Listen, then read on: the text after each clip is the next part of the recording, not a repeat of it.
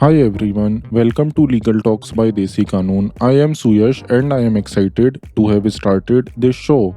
On today's show, we will discuss the case of Rohit Kumar versus Secretary, Office of Lieutenant Governor of Delhi and others, wherein the Supreme Court discussed whether a doctor could pursue higher studies at the time of COVID-19 pandemic or not. The brief facts of the case are that the appellant, who is a doctor, fulfilled all the eligibility criteria for availing study leave to pursue postgraduate studies. He applied for a postgraduate course for which he was duly granted permission by his employer. The appellant cleared the examination and was allotted MD Pediatrics seat. Even the hospital where the appellant was working granted him permission to pursue the said course. However, by order dated 20th of October 2020, a policy decision was taken by the government of Delhi not to grant any further study leaves to the doctors working in Delhi hospitals in view of the COVID-19 pandemic and its expected increase. Due to this, the application of the appellant to pursue the course was rejected, and resultantly his seat allotment got cancelled. Hence, the appellant knocked the doors of the court. Now, let us discuss the observations by the court. Firstly, the court applied the doctrine of legitimate expectations to hold that it cannot remain oblivious to the plight of COVID 19 warriors like the appellant, who merely expect fair treatment and compliance of the service rules that enables them to pursue education.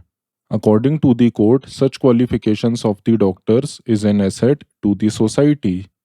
Secondly, the court cited an office order by the Ministry of Health and Family Welfare that entitles the appellant to avail study leave under the Central Civil Services Leave Rules 1972. Thirdly, the court opined that the policy decision to not to grant leave to the doctors during COVID-19 pandemic is a temporary one, and such policy cannot continue indefinitely when there is a change in circumstances, and as of now, most COVID-19 hospital beds in Delhi are lying empty. Fourthly, the court observed that the appellant could not join the postgraduate course for no fault of his own, as his services were required in public interest for the cause of humanity to save lives. And as a model employer, the Delhi government should make efforts to ensure that the appellant is able to pursue his course. Fifthly, the court perused the record and found out that one seat that was to be allotted to the appellant for the PG course is lying vacant, and it observed that unless the seat is re-allotted to the appellant and the appellant is granted study leave by the respondent numbers 1 and 2, he will be irreparably prejudiced.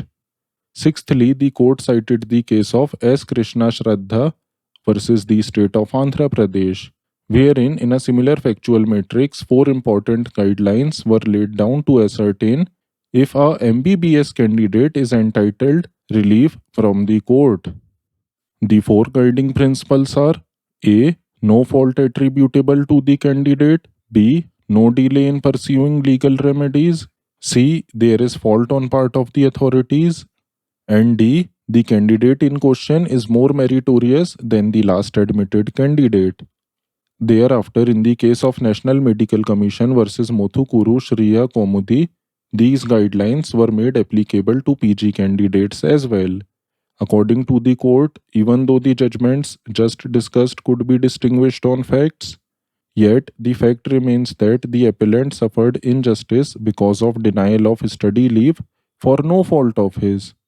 Seventhly, the court observed that it would be unfair to deny the appellant the opportunity to enjoy the fruits of his efforts even now, when the COVID-19 situation has improved and is in control, and the court cannot fold its arms and remain a mute spectator to the plight of the appellant.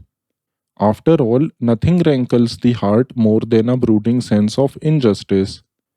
And lastly, the court elucidated the meaning of no fault in the context of the present case and explained that no fault cannot mean non-fulfillment of a condition for admission due to a reason that was beyond the control of the appellant, such as a computer crash, inability to adhere to time schedule, etc. Therefore, in light of the above, the Honorable Court held that there has not been any lapse on the part of the appellant and directed the respondent to reconsider the application of the appellant for study leave in light of declining COVID-19 cases in Delhi and take a reasonable decision in favor of the appellant. The court also directed that unless there is a substantial rise in the number of COVID-19 cases, the application of the appellant shall not be declined. Interestingly, the court also observed that the order passed in the instant case will not be treated as a precedent and is passed under Article 142 of the Constitution of India. Those were the observations of the court, so what are my concluding remarks? This is definitely a welcome judgment. The decision by the state governments to deny doctors and nurses to pursue higher studies is most deplorable and condemnable. Non-medicos dictating to medical professionals about the severity of a disease is something that was unheard until now. But we are living in such pathetic times in terms of state administration that the state could do anything and everything to curb the rights of its people to satisfy its petty ego. I hope that good sense prevails on the bureaucracy and the politicians of this country so that they stop harassing the COVID-19 warriors. Hence, I hope you enjoyed listening to this show. Thank you for listening.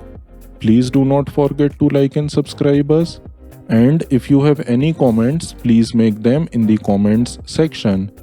See you next time. Till then, stay tuned.